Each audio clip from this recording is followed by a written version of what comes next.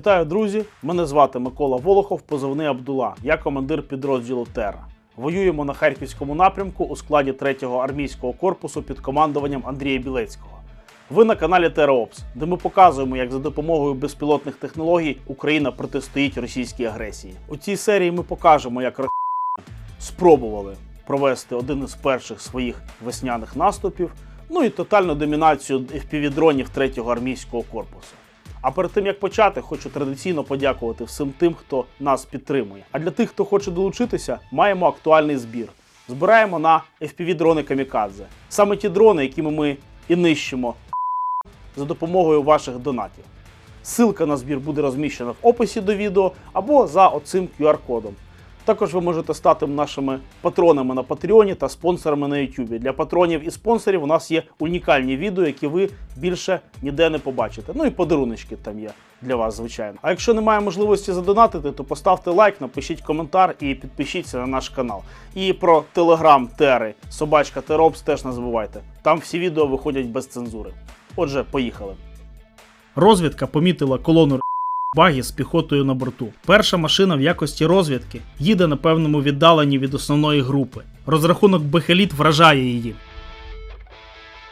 Схоже на те, що розвідники ворога все-таки встигли передати інформацію основній частині колони. Але план ворога прорватися на швидкості непомічено зірвано. Їх піхота покидає транспорт і ховається в найближчих укриттях. Задача FPV-розрахунків в першу чергу знищити транспорт, щоб ворог не зміг втікти. Розрахунок X-Wing хірургічно спрямовує дрон, попри дію ворожого РЕП.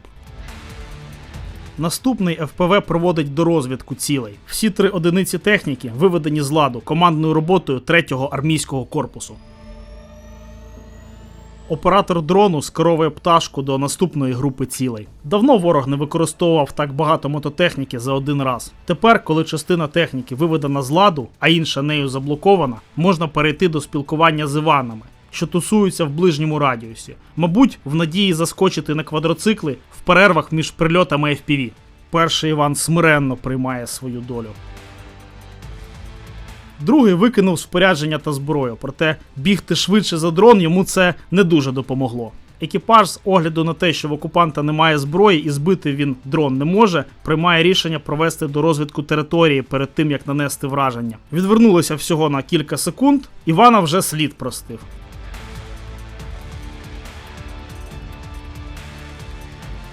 Але ні, ось він, здається, просить пробачення за погану поведінку. Цей бігає помітно швидше, але цього все ще недостатньо.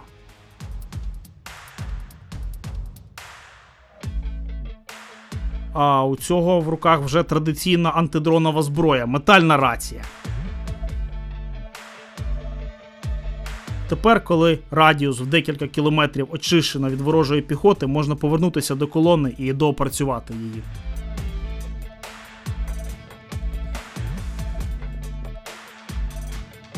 Ворог евакуює з поля бою все, що бодай якось можна повторно використати. Тому важливо таких можливостей йому не залишити.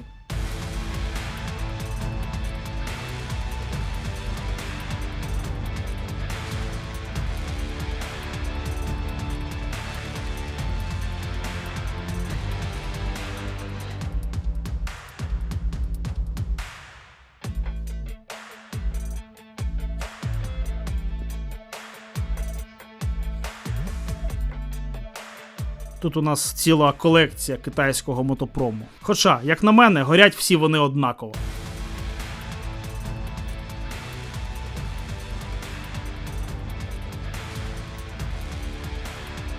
Підіб'ємо коротенький підсумок.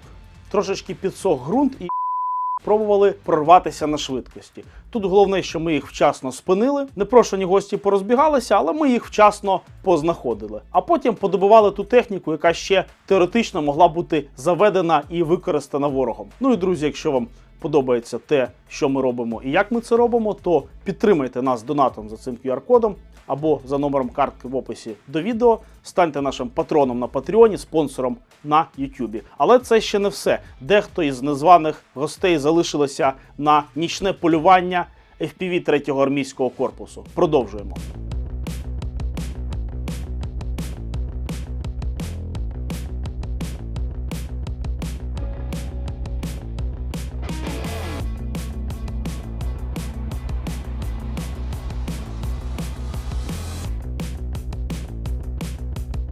Уявіть собі, що в голові у цього Івана. Він лежить у суцільній темряві і думає, що раз він не бачить нічого, то і ми його не помітимо. Просить пробачення у дрона. Але думати треба було до того, як перетинати український кордон зі зброєю в руках. Дерева проти тепловізійного дрону як маскування теж працюють не дуже. Зверніть, до речі, увагу. В правому верхньому куті, як виглядає повний місяць на чистому небі в тепловізійний приціл.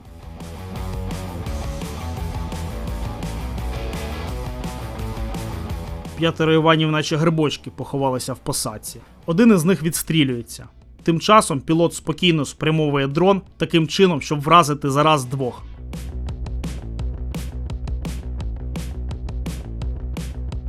Ці два товариша прогулювалися вночі під місячним сяйвом. Трохи незручно переривати їх романтичний вечір, але у дрона є важливе повідомлення. Їх терміново чекає Кобзон у себе на концерті.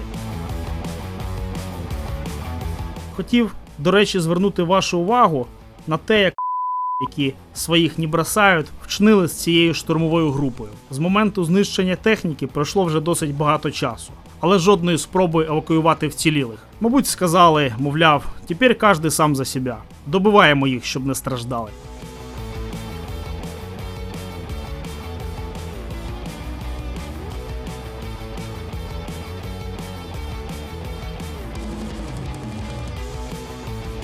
Друзі, дякую вам, що додивилися до кінця. Я дуже сподіваюся, що вам сподобалося. Ми дуже старалися.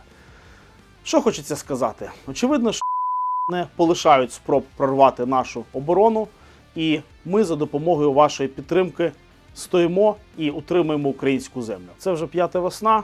Я вірю, що вона може бути останньою весною цієї війни. А ви можете це прискорити, задонативши нам, ставши нашим патроном або спонсором.